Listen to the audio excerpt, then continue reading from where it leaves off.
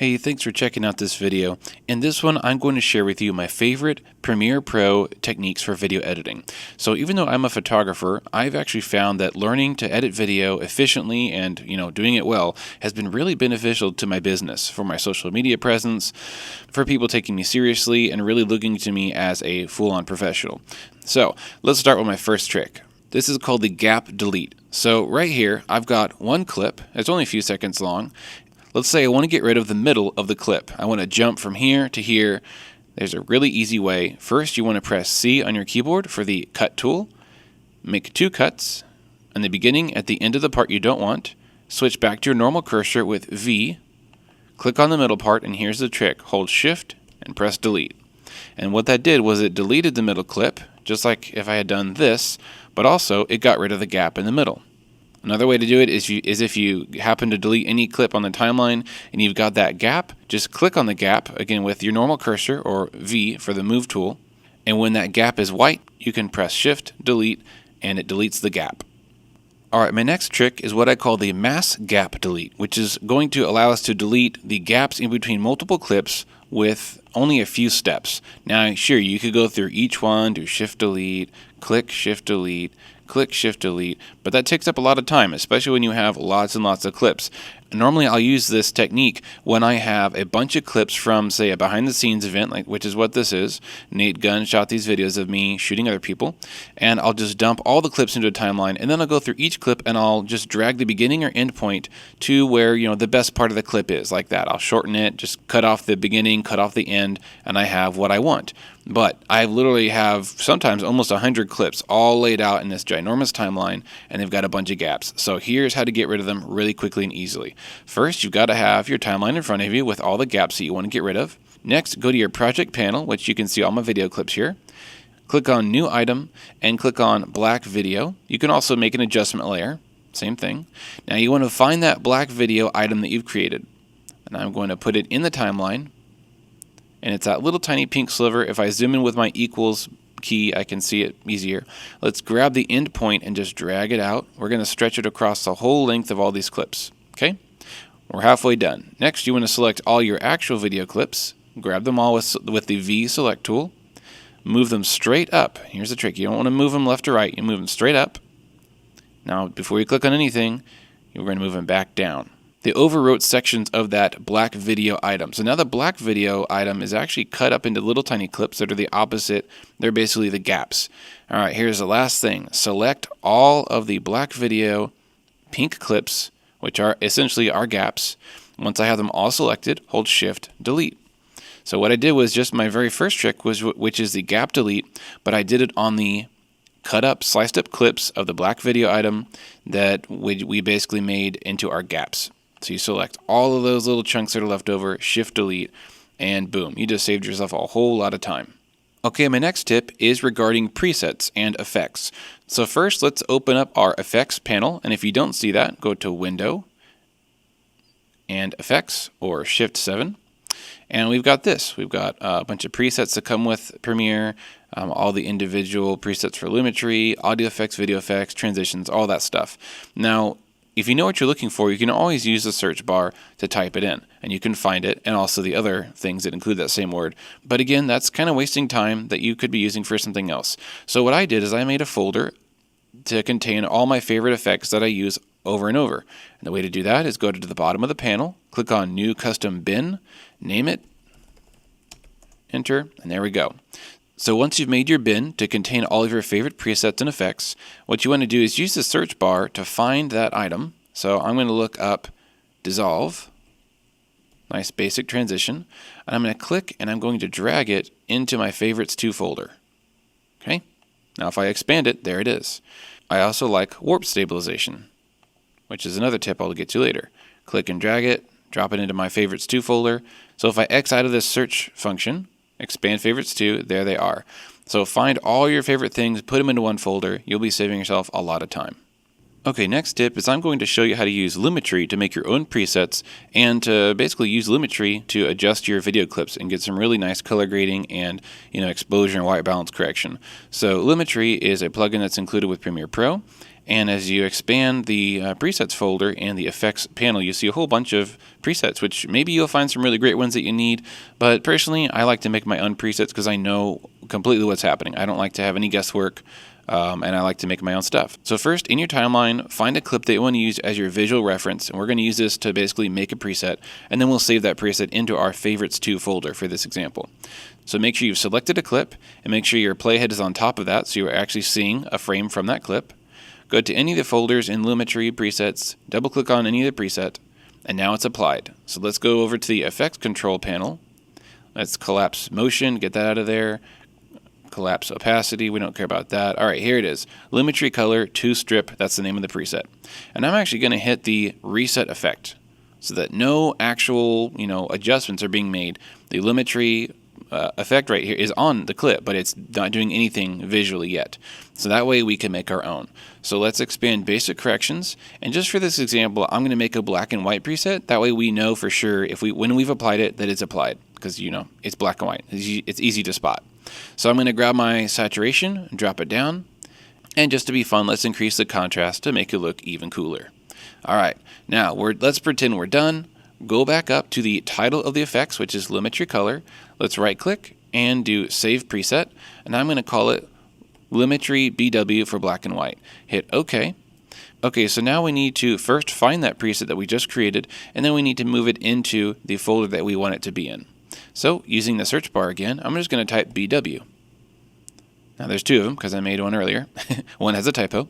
So here's the one I just made. I'm going to click and drag it down to my favorites to folder, and voila, it's right there. Let's hit the X button on the search bar, open it again. There's my 2 I added earlier and my Lumetri BW.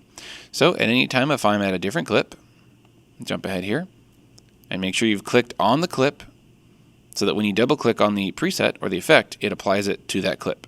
And there we go.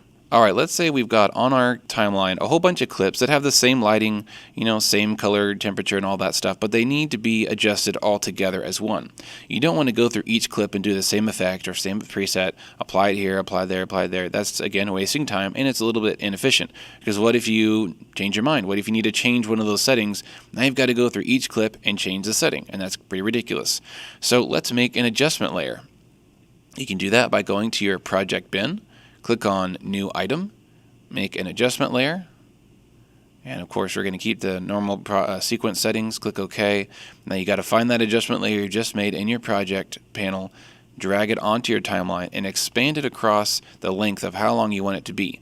Now the adjustment layer is basically going to contain any effects you want, and it's going to affect whatever clips are below it. Just like in Photoshop, the adjustment layers work the exact same way. And you have some other creative controls such as opacity and blend mode, which you can get some cool looks. So let's click on the adjustment layer, go to the effects, and let's apply the Lumetri effect that we made earlier. This is a blank one, and let's make the saturation 0 on this Lumetri effect. Okay, so again, this Lumetri is on the adjustment layer. It's not on the clips, but look, if I go to all the clips before and after it, they're all black and white. That's because the adjustment layer, which has a black and white effect, is above all these clips. So you could apply just a little bit of, color temperature fixing, or maybe up the shadows a little bit. Maybe you can sharpen all your clips. You can do a lot of tweaks that save you a whole lot of time and will improve the overall quality of your video drastically. And if you want to do it before and after, you can just click on the visibility eyeball over here on the left to basically make your adjustment layer invisible until you click on it again, and you can see before and after. Alright, this next tip is a really fun one. I'm going to show you how to synchronize clips to music perfectly. Well, the amount of perfection is actually due to how musical you are and how precise you can be. So, what you want to do is load up your audio clip, which is, I've got a royalty-free song here. I'm going to expand this layer just so I can see it more clearly. We can see the waveform of the audio there. I've got some video clips up here that I'm going to synchronize to the tempo of the music. And again, you got to be a little bit musical. You got to be able to stay on time. If you can't clap on beat to music, you might be out of luck with this technique, but it's worth a try. So what we're going to do is basically make markers. A marker is just a marker for time on the timeline that's going to allow you to snap things to that marker. And we want to add a marker to each downbeat to the music, which is the 1. When you count 1, 2, 3, 4, 1, That's the beginning of each measure. So for this example, I'm going to use the downbeat of 1. And we're going to use the letter M on our keyboard to make a marker. Now, if I click on the empty space of my video here and I press M, see that little yellow, whatever color that is, marker? That's a marker. But we don't want it to be on our timeline. We want the marker to be on the audio file, which is better because then we can move our audio file around and the markers will stay with the audio file. So I'm going to do undo. All right, so to make a marker on an audio file, click on the audio file itself so it's highlighted. And I'm just going to click play, and I'm going to count the ones, and I'm going to press M as best I can exactly on that 1 downbeat.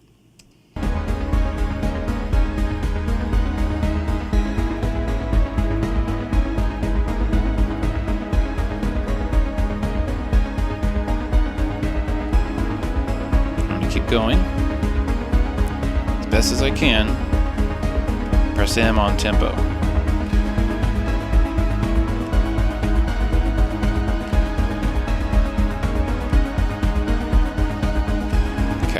So that's good enough for now. You can also do a marker on each quarter beat, which is, the 1, the 2, the 3, and the 4. Or you can get real crazy and do eighth notes, which is double that. But I like to keep it on measures or on the 1 and the 3. So now we've got our markers, which are in the audio layer. So watch, if I move the audio layer, they stay with it, which is good. All right, so let's synchronize some clips to these markers. So make sure that your snap to timeline is turned on. That's a little magnet. Looks like the letter S will turn it on and off. Keep it on. And I'm going to move my first clip. And look at that. It snaps. It turns white next to that arrow. Let me zoom in a little bit so we can see more what's happening here. Scroll over. All right. So the beginning of the first clip starts on the first marker. And I'm going to drag the end of the clip to that marker. I'm going to move this up to that marker. Drag it to there. See what I'm doing? I'm lining up the clips and they automatically snap in place, which is very nice, to each marker, which is the 1 of the downbeat, if I counted correctly. It's kind of a hard song to follow because it wasn't very, I don't know, it's just kind of a strange sounding song. But let's see what this looks like. There, a few more. There we go. Okay, that's good enough. So let's press play and see what it looks like.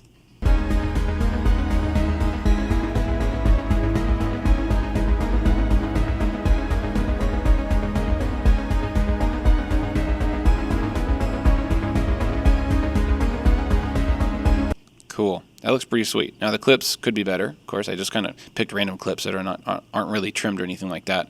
But hopefully you get the point. I just picked some random clips and synchronized them to the beat. Now the last thing you want to do is you want to actually zoom in and make sure that the clips are starting truly on beat with the song. Now, earlier when I was pressing M and listening to the song, there's actually a little bit of a delay because of my sound card, because of my headphones, and of course my human reaction is a little bit delayed too, so it's not perfect. It's actually off by about 1 or 2 frames sometimes, so I'm going to zoom in and I'm going to move, I'm going to correct things. If you look at the waveform, see that big jump? That's where the 1 was, or the drum, or whatever the sound was that hit. I'm going to scroll over a little bit more. That one's actually pretty good right there. That one's good right there. This one was off, so I'm going to move the second clip to the right, and then the first clip to the right as well. Just basically slid them together. And when you zoom in enough, it'll actually snap to each frame. So I'm moving these. See how it's kind of jumping? That's frame by frame. Okay, and that one's good. Oh, this is off by about 2 frames. There we go. Might have been distracted or just slow with that hit. And over to 1 frame. There we go. So now it's actually true to the tempo. When I render this out and play it, it's going to hit exactly on that drum beat of the song, and it's going to look really nice and professional. I like to do this with my short social media clips because it's just more eye-grabbing. Kind of gets you more involved when the music is moving in time with the video and vice versa. So that's an awesome tip. And honestly, I've never seen this anywhere else. So maybe this is the first time you've heard of it, but it's one of my favorite tricks to use for videos. Okay, in this clip, I'm talking to the camera, and the microphone on the camera recorded me talking. It's not the best audio, but it's decent. But I'm going to show you how to enhance voice by using audio dynamics. So to do that, click on your clip that you want to adjust. Go over to your audio track mixer, which if you don't see that, go to Window and Audio Track Mixer. There we go. And you're actually going to click on this secret little hidden arrow that says Show Hide Effects. Here we are. So we need to find which channel my voice is on. Okay, it's the first channel. Let's scroll back up, and we're going to click on this empty spot, which is the slot 1 for any audio effects. Go to amplitude and compression and do dynamic processing. Alright, so it's there. Now let's double click on it. So basically how this works, if I draw a dot in the middle and I move this control point all the way up, all the audio that would have been medium volume is now going to be boosted to basically 95% volume. And everything above medium volume to 100% volume is going to follow along this curve. Anything down here that would have been, say, 25% volume is now boosted to about 50, and that's a little much. Don't do a curve like this because it's going to sound really crazy. What I like to do is I like to draw a more subtle boosting curve, something kind of like this, and then maybe I'll drop this a little bit so if I'm trying to talk quiet, it actually will be somewhat quiet. And yeah, so that's going to boost and really clarify the audio of your clip. Now again, we're hearing a lot of that background reverb because I was in a very small metallic room, and again we use an onboard microphone, which would have been a lot cleaner if I had a professional mic or a small lavalier on my shirt. Another nice trick to clean up your audio, if you've got background noise like a hum or a fan or wind or something like that, you can go to noise reduction and denoise. Another trick is you can actually use the de-reverb. So let's go back to noise reduction and de-reverb. Pretty cool, huh? And as you can see, there's quite a lot of powerful and simple tools to use in Premiere Pro for audio. Okay, next I'm going to show you how to properly do a slow motion effect or a halftime speed playback of a clip. Now, this sequence that I'm editing in is a HD sequence, which means it's 1080 tall and 1920 wide, which is normal HD resolution.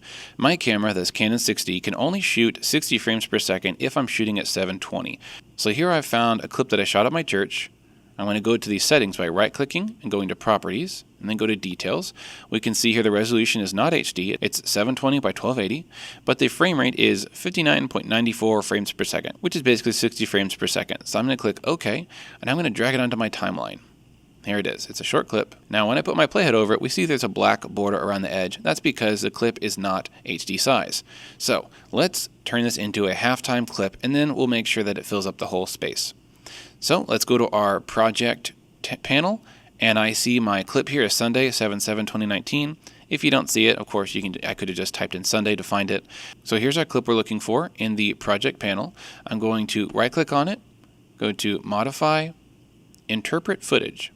Now here's where things look really technical, and honestly, I don't know what these other things do, but all I know is that it says use frame rate, which is 59.94. That's the original, right? Well, I don't want to do that. I want to conform it to my entire master project, which is actually 30 frames per second, or you might be editing in 24. So I'm going to type in 30 and hit enter. So now it's basically going to make it half time, right? So now here in the project panel it says this clip is 30 frames per second, which it wasn't originally recorded at that speed. So let's drag this newly adjusted clip into my timeline. And look at that, it's twice the length of the original. So this clip is slow motion, it's just half the length because that's what the original was before I slowed it down. So I'm going to delete the original. And here's my slow motion version. Let's click play and see what it looks like.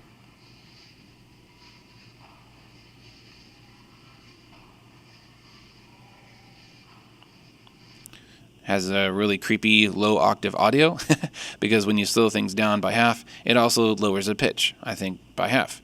We're not concerned about the audio right now, just the video, but we need to size it up to fit the frame. So we're going to go to Effects Control, and in the Motion section, we're going to up the scale. And when you're turning a 720 into an HD frame, you need to expand it by 150%. There we go. And if you have any empty black pixels around the edge, maybe do 151. There we go. Now it's filling the whole HD screen, and it is a true half-speed video clip. Okay, my last tip is I'm going to show you how to use the Warp Stabilizer plugin or feature to smooth out your camera movement in a clip. And I love this trick because it makes my clips look so much more professional. So I've got here a clip. I'm going to drag it into the timeline. And this is, again, a clip I shot at my church of the band playing. And I will show you what I did originally. I'm going to mute the audio because it doesn't sound too great. So as you can see, it's a slow rising of the camera with a little bit of a pan to the left. And again, it's not full size, so we need to size this up just like we did the last one, 151%. There we go. It fills up the whole HD screen. I know that's not the best practice, but that's what I got to do with my camera, unless I just want to make a whole video at 720, which I didn't do for this project. So here we go is my shaky camera movement. I did my best to keep it nice and smooth and, consistent, but I'm human, and I don't have a fancy gyro cam, glide cam, robotic arm to move my camera. Okay, so I'm going to go to my effects panel, and I'm going to find my warp stabilizer feature. Make sure your clip is selected that you want to apply it to. Double click on Warp Stabilizer. And we've got this funny blue thing that pops that says Analyzing in Background Step 1 of 2. So if we go over to the Effects Control panel and we scroll down to look where the Warp Stabilizer is, we can see it actually was analyzing the video. And I'm going to click Analyze again. There we go. So it's analyzing each frame. All of 107 frames of this is about 3-second long clip. And it's basically detecting where my camera moved, the shakiness, the moving, and it now knows how my camera moved, and it can actually counteract that by moving the clip underneath the play screen. So you may have noticed the clip looked like it zoomed in a little bit when it finished. That's because it is. It's actually enlarged just by a few pixels. So let's play the result with it being stabilized. Nice and smooth. I'm going to up my video quality here. It looks kind of pixely. Full quality. There we go. So the camera moves up a little bit to the left. That looks great. Looks like I've got a nice crane arm, like a jib, or a stabilizer of some kind, and I look like a professional. When I'm just holding my camera in my hand.